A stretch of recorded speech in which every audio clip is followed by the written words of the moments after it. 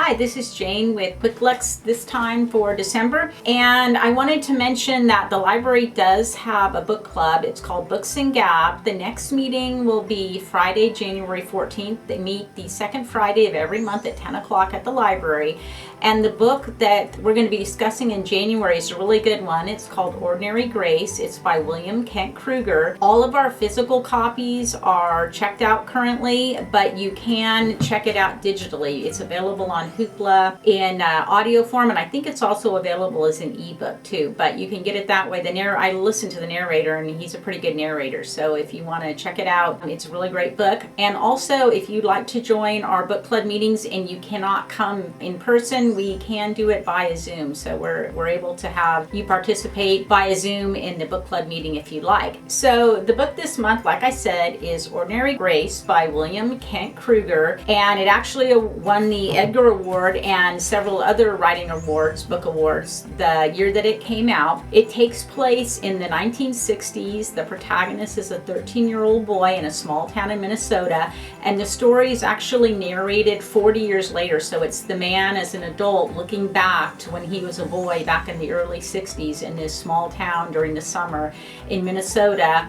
And obviously a crime takes place, and it's the boy's experiences in the small town in the summer and all of the things that happened and how it changed his life, and he's reflecting on it all those years later. So he's a really great author, so I hope you give this one a try. If you're not familiar with William Kent Kruger, he writes the Cork O'Connor mystery novels. They're also set in Minnesota, rural Minnesota. The main character is a former police officer in Chicago who moved back to Minnesota, and for a little while he was a sheriff in Minnesota, and then he got voted out from being a sheriff, and now he's a private investigator. But anyway, the main character, Cork, he's part Native American, part Irish, and a lot of the stories in that mystery series involve Native American issues. He frequently has to go on to the reservations, and he gets hired by people to investigate things. It's a very popular series in the library system. He's a great writer. A lot of his books are also available on audio, digital audio, so through Hoopla, Libby, and ebooks as well. So I hope you give him a try. And another book that you may or may not be familiar with by William Kent Kruger, you might have seen it because it's been all over the place for the last year or two, is This Tender Land. And that is another book that starts out in Minnesota. It takes place during the Great Depression. It's about 4 children who are in one of the Indian training schools, and those were when